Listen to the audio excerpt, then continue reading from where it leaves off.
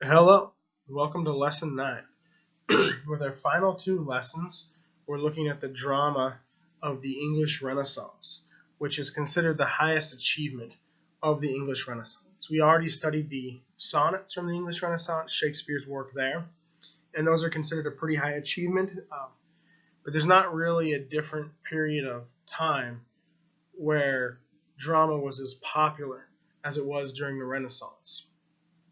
Two forms were primarily the most popular: comedy and tragedy. So next week we're looking at, or in the next lesson, excuse me, we're looking at tragedy with Hamlet, and today we're looking at comedy with Much Ado About Nothing. There were other forms such as history plays that were pretty popular as well, but for the most part, comedy and tragedy dominated. So that's why we're studying those two. Um, Our textbook includes the full text of Shakespeare's Hamlet, so that's why the next lesson we'll study that particular Shakespeare play, and it is a great Shakespeare play. Many consider it his most brilliant, and it is an excellent example of tragedy for a variety of reasons. But our textbook doesn't have a really great comedy, at least from the Renaissance, and I wanted to make sure that we also looked at comedy. I mean, I love comedy, I love to laugh. We've seen some good examples of comedy this quarter with Chaucer and Don Quixote in the previous lesson. So you know I enjoy comedy, and so much of classic literature is tragic that I like to intermix as much comedy as possible. But since our textbook doesn't have a a great comedy in it, I got to pick one out and add on an additional textbook. And Much Ado About Nothing has long been my favorite Shakespeare comedy, probably my favorite comedy play in general. Um, so you will, if you don't have it, you would need the other textbook for this play. You could use any version of it, that'd be fine. I chose the one that's published by SparkNotes because it has line by line translation into modern English. Remember, we've studied Old English with Beowulf, Middle English with Chaucer. Now with Shakespeare, we're studying early modern English, which is the closest to our own, and we speak modern English.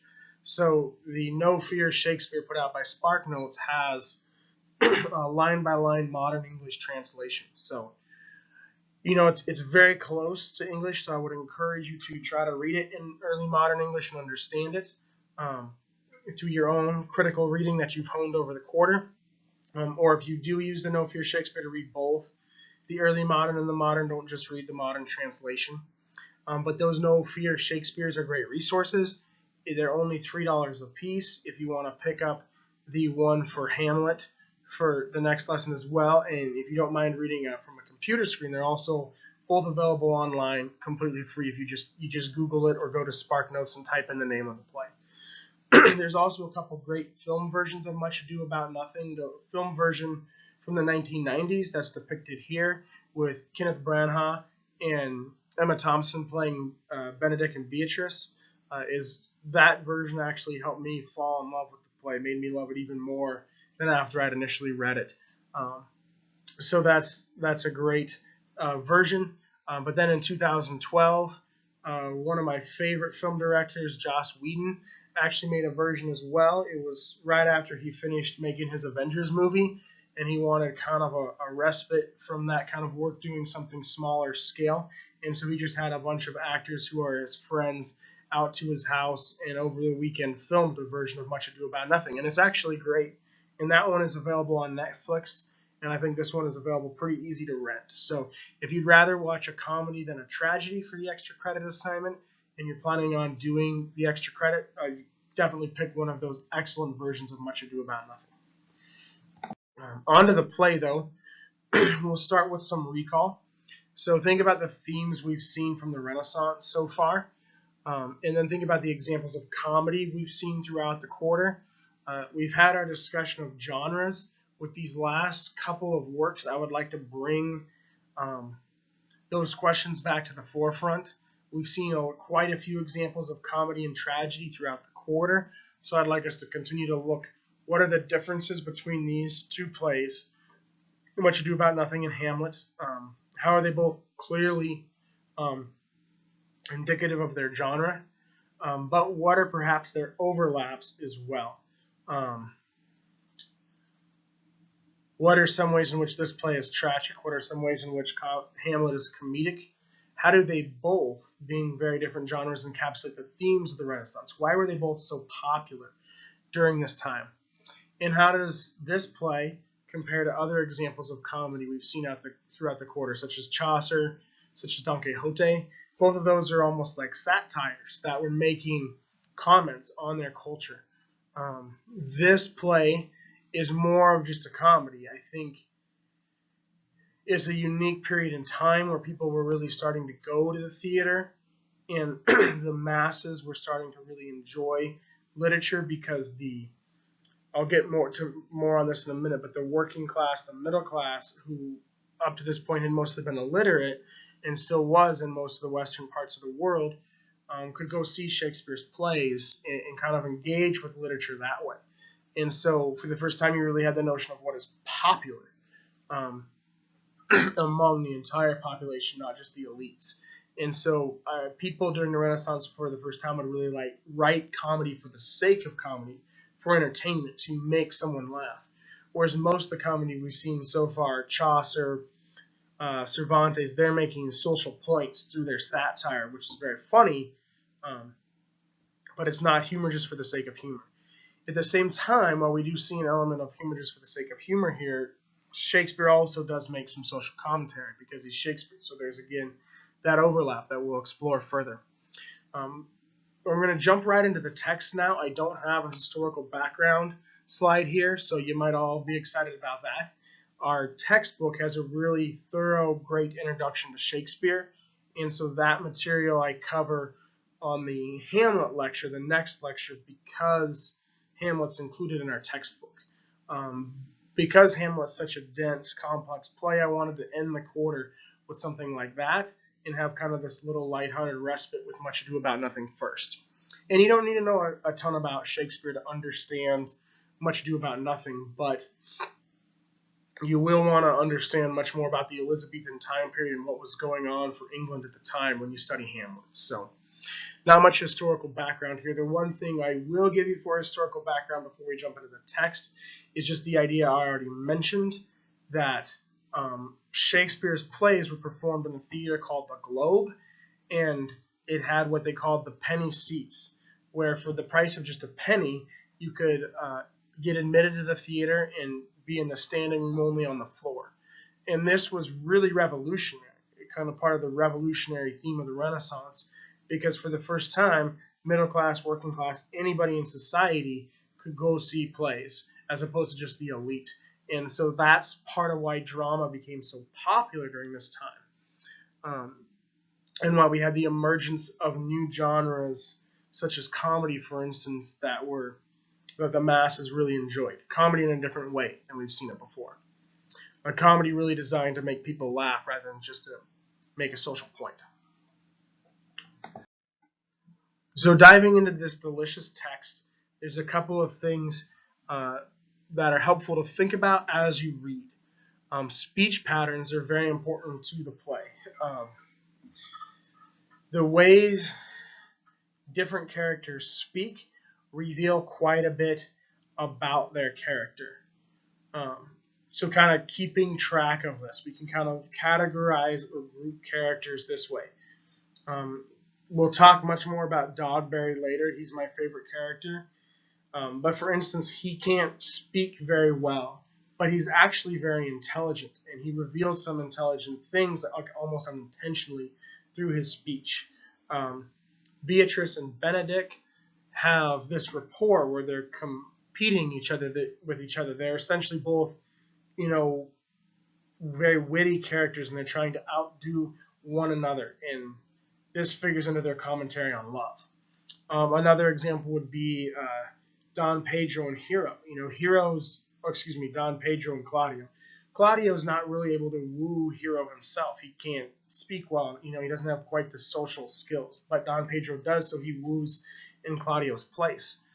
So you can learn a ton about the characters from the way they speak. So if you're trying to follow the play as you read, as always, take notes about the characters, take notes of their descriptions, but in addition this time, include with those their speech patterns. Another one is kind of a similar question. I designed these reading questions to be the same type of question because it's a play and because it's Shakespeare who writes so cleverly and so wittily. It's conversation, dialogue is really important. So both of these questions have to do with that. The second one has to do with gossip. Um, Almost all of the major events in the play that drive the plot happen when one character overhears what another character says. This is how everyone else in the play is able to trick, for lack of a better word, trick Beatrice and Benedict into getting together. But there's also kind of a danger here too, right? Because if you're eavesdropping, you might not get the whole story, and that's how the villains of the play, Don John, and the villains of the play dupe Claudio into believing that that hero has been unfaithful to him, and so kind of only half experiencing something is part of the danger here that goes along with the pivotal role eavesdropping plays. So the second question again can give you something to guide you as you read, but also introduces a theme that we'll revisit later because it's one of the most important themes of the play. So jumping into the text of the play now, we should look at starting with Beatrice and Benedict because they're the two main characters. They're the driving force of the play. They're the two most interesting, most complex characters. It kind of revolves around them. We should take an in-depth look at the two of them. And there's two important speeches. So on the next slide, you'll see the passages for close reading. And there's two very important speeches where Benedict and Beatrice each give their reason, their rationale for not wanting to marry. They're both people who basically consign themselves to being a bachelor and a bachelorette, respectively, for their entire lives. And it's a play that's all about love, right? So kind of the goal here of the play is for these two to overcome this and see, the value of marriage.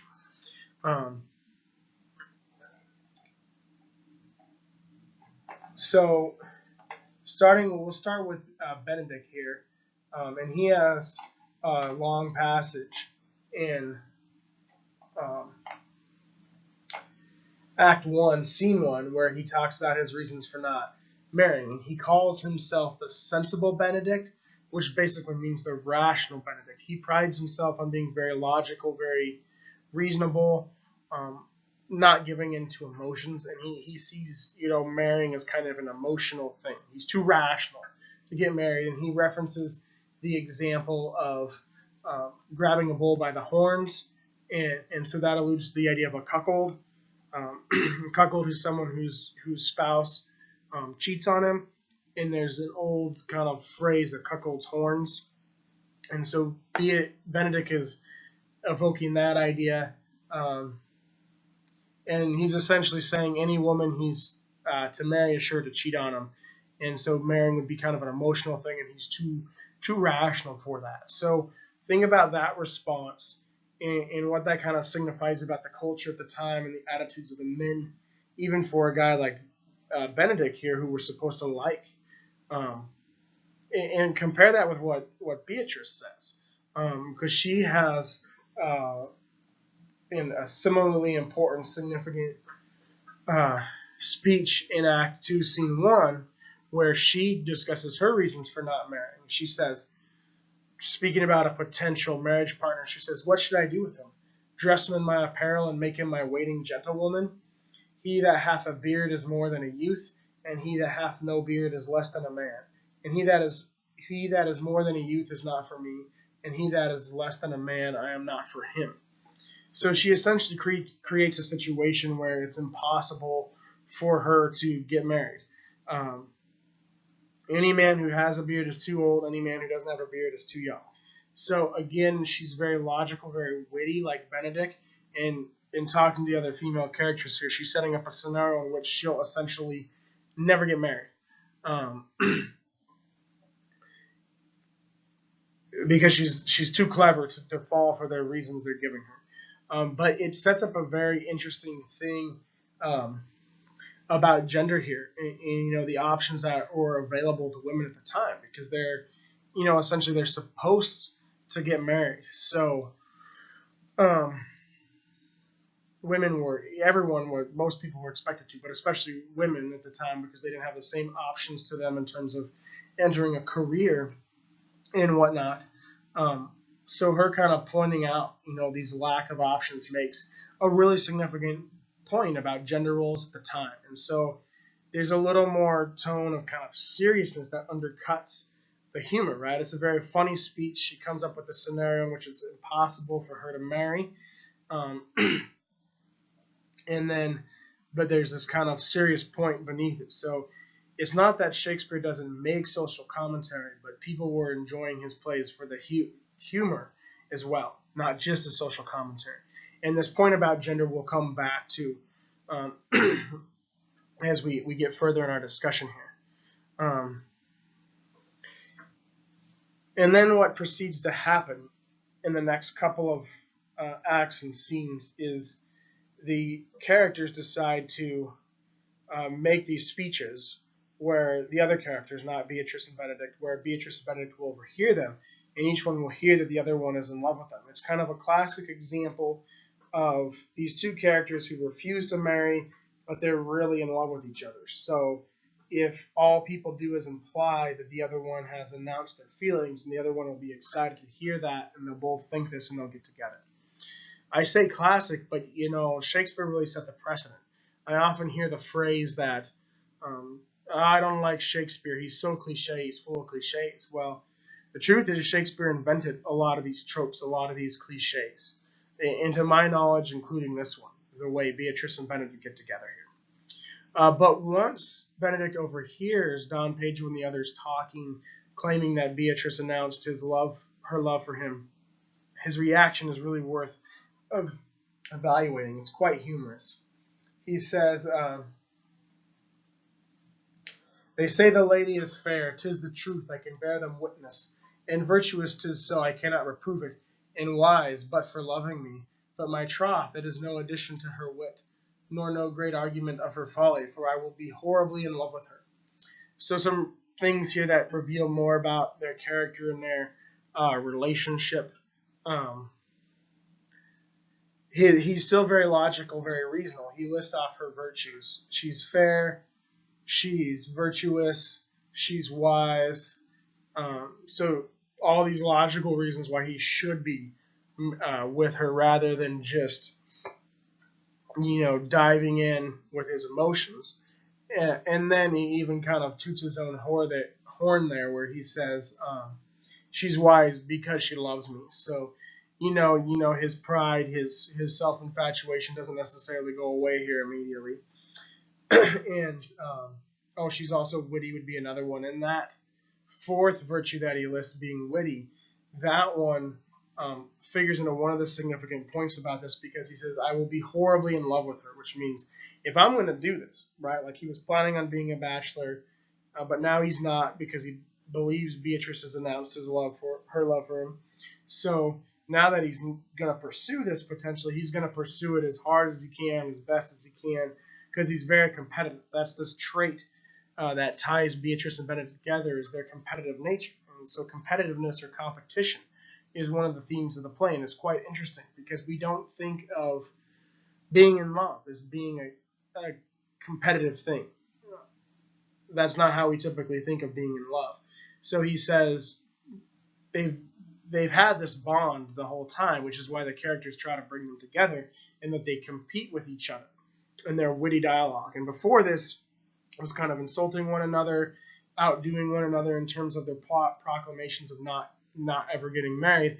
Now that he's potentially committing himself to marrying her, he's going to outdo her in terms of how much he loves her, how he shows his love for her through his witty speech. So he's still in a competitive frame of mind here, and this is again something to pursue further as we see how the relationships develop further in the play, because we're still only in Act 2 here. As we do move later in the play, some more kind of tragic or darker things happen, particularly with Don John's deception, where one of his men is with one of Hero's waiting women, that waits on her, and who disguises herself as Hero. So when uh, Don Pedro and Claudio oversee this, they believe that Hero has been unfaithful, and this is a huge issue. So Hero or Claudio calls off the wedding and says all kinds of horrible things about Hero in this quote you can look at as well. That's listed on the next slide, and um, he basically in the quote implies that or says that she still has outward beauty, and he thought she had inward or interior beauty, but she no longer does because he's seen that she's deceitful. When he himself has been duped into believing this by the villain of the play. So there's a lot of implications here. We come back to the social commentary on gender roles, right? If a man had been caught in this situation, I mean, potentially the wedding would have been called off or something, but he wouldn't have faced nearly the repercussions that he did. There wouldn't be a character making the kind of speech that Claudio makes here that's so condemning. And so this speech certainly reveals a double standard of the time in terms of chastity and innocence and what's expected of everybody in society. So it reveals that double standard, and I believe critiques it, which we'll see as we look at the outcome of the play. It also emphasizes the importance of chastity, of interiority as a Renaissance value. And then in trickery, deceit is really interesting. What is the play's attitude toward it, right? Because the other characters use it for good, potentially, when they bring Beatrice and Benedict together. But here, the villains use it to bring two characters apart. So you have this duality running through the whole play that's very important of Beatrice and Benedict's relationship compared with Claudio and Hero's relationship, where deception brings Beatrice and Benedict together, and deception drives Hero and Claudio apart until only the revelation of the truth brings Hero and Claudio back together. So you have these relationships that are very different, that are almost like they run parallel in the play, but they're like foils to each other, almost like opposites. And that becomes even more important when we turn to the learning questions and look at the ending of the play. So keep all of that in mind as we go forward. My last question here is about Dogberry's character, who, as I said, is my favorite character in the play. He's absolutely hilarious. Is, I think, the best example of comedy in the play. And the movie versions both have great casting. Michael Keaton, who is one of my favorite actors, plays Dogberry in the version from the 90s with Branagh and Emma Thompson as Benedict and Beatrice. And he does an outstanding job. One of the reasons why I fell in love with this play years ago. And then in the Joss Whedon version from 2012, Nathan Fillion, who's from Joss Whedon's Firefly, in the TV show Castle, who's an actor I also absolutely just love, plays Dogberry, and again does a great job. And Dogberry is a very interesting character because he cannot speak well, but he's a kind of a heroic character. He's somewhat intelligent, and kind of by accident he discovers the deception that the villains have used to break up Hero and Claudio. But he then brings them to court, puts the charges to them, and basically saves the day. So he's kind of a heroic, intelligent character, even though he can't speak well. And a speech I have quoted on the next slide reveals this, where he talks about being an ass. One of Don John's henchmen, who's on trial here, has accused Dogberry of being an ass. And Dogberry says, oh, that he were here to rip me down an ass. Then he has this long speech, and he ends with saying, and one that hath two gowns and everything handsome about him, bring him away. Oh, that I have been ripped down an ass. So at the end, he's basically saying he should be called an ass, even though he starts by defending himself when this guy calls him an ass. And so he mixes up words in his speech. He doesn't realize, or he forgets what ass means, and it ends up kind of not making sense by the end of it. But the speech, if you look at it closely, reveals some important things about his character. That he is actually pretty intelligent, and even though he's not part of the upper class, he's done fairly well for himself, and he has kind of a right to be defensive here. And he ends up saving the day. So it's a total Shakespearean thing to take this character who's not an ass, but kind of a goofball, and have him save the day. That's a totally Shakespeare kind of thing to do, and it shows, I think, to connect it back to the last question, that um, we should not only value what's on the outside, right? Dogberry is a character who's almost an ironic character who contradicts the rest of the play, right? Because Beatrice and Benedict are so witty and so clever and so precise with their speech. They know exactly what they're saying. They say it so precisely, and it's hilarious, and it makes this great point. Dogberry can't do that. But he does probably what's the most important thing, right? He resolves all the problems in the play. And so Shakespeare makes this unlikely hero the hero to kind of undermine other things in the play. And I think it's a commentary on the fact that we have to value what's on the inside, not just on the outside, right? Just because Dogberry is kind of a goofball, looks dopey, can't speak well, doesn't mean that he's not intelligent or he can't add something of value. And so I think those two questions are kind of related there. And everything we've talked about on this slide, we're going to carry over to the learning questions, where we have a big, really great questions for you to answer on the discussion board. Just real quickly, here are the quotes I just went through. If you want to look them up on your own and analyze them in more depth, or use one in your poster, one of your papers, that'd be a great idea. And so we'll wind up with the learning questions here. The first one is to compare and contrast Benedict and Beatrice, especially their reasons for never planning to marry. What differences do you see? What's significant about them? Maybe which one makes a better point, or which one is more wittier. Lots of ways you can go with this. I already talked about it some, so I'm not going to talk about it more now. There's much more you can do with that, and I'd love to read that. We talked about competition as a theme, so get back to that. Ultimately, does the play condone or not condone competition? Beatrice and Benedict constantly compete with each other, even after they get together and fall in love, or finally acknowledge their love would be a better way to say that. But how does their relationship grow over time? What will their relationship be like?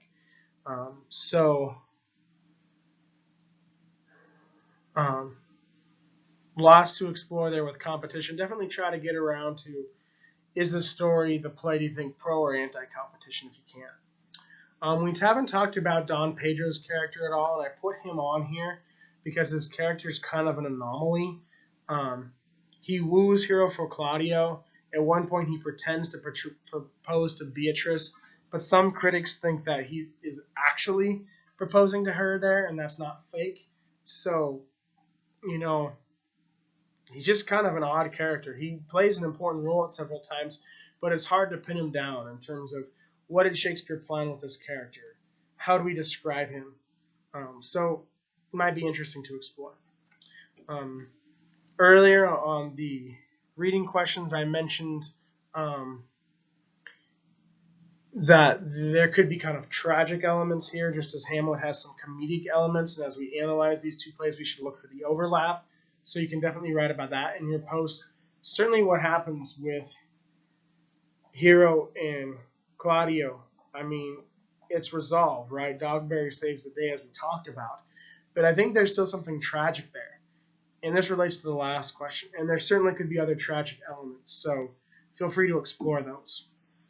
Perhaps Don John and his background. Why is he the villain? That certainly says something about, being a stepchild during this time period. Finally, what does the play say about relationships between men and women? And this, I think, is a really interesting question that ties into the previous one, because you have Beatrice and Benedict, and you have them competing with each other. But there's something about their competition where they're kind of always trying to outdo one another. They have a respect and understanding for each other. And it's almost an egalitarian relationship where you feel like they'll be equals. If anything, Beatrice, the woman, might be the smarter one. But you have that, as I said earlier, all throughout the play, juxtaposed with Claudio and Hero's relationship, and you don't get the same sense there. It's essentially almost an arranged marriage, because Don Pedro wooed for Claudio because basically everyone believed they should get together, and we don't see a lot of depth in terms of their relationship, and he's made said some pretty condemning things about Hero. even though he takes them all back when he learns the truth, he still said those things. And so the play ends happily. All Shakespeare comedies usually end with 3 weddings, or compared to some of Shakespeare's contemporaries like Ben Jonson, where everyone ended up in jail instead of married. Um, so it's definitely a happy ending, but I think there's a darker element that kind of hangs over Claudio and Hero's union, and that you think Beatrice and Benedict are amazing. They're going to have this great, really fun marriage, but perhaps they're kind of outliers or anomalies at the time. And if you think about patriarchal Renaissance culture, perhaps Claudio and Hero are more like the norm, where the marriage is arranged. One piece of false information could send everything into the gutter. So kind of the fragility of the union, because Claudio doesn't go and ask Hero about it. He doesn't explore it, examine it. He just takes what he sees at face value and condemns her. So, whereas you would think if Beatrice and Benedict were in that position, say hypothetically, they would have hunted for the truth more or something because they're too intelligent or whatever to just be deceived so easily by Don John. So there's, I think, kind of a darker element there with the juxtaposition. And I think, Shakespeare's making a commentary that relationships between men and women, for them to really be great, they have to be on equal footing. Shakespeare has many strong female characters in his plays. Many critics consider him kind of a pro-feminist character or writer who was ahead of his time. But Beatrice, of all of his female protagonists, is probably one of the strongest. And you have her juxtaposed with Hero, who's essentially a flat character in terms of personality, character development, growth. There's not really much there. We don't know much about her, but we know so much about Beatrice. So, I think Shakespeare's making a commentary on the time of kind of the lack of possibilities for women and critiquing that by giving us the example of Beatrice, who kind of is able to rise above that because she's unique. So, it's a great contrast to Hamlet, where we'll see very negative depictions of women.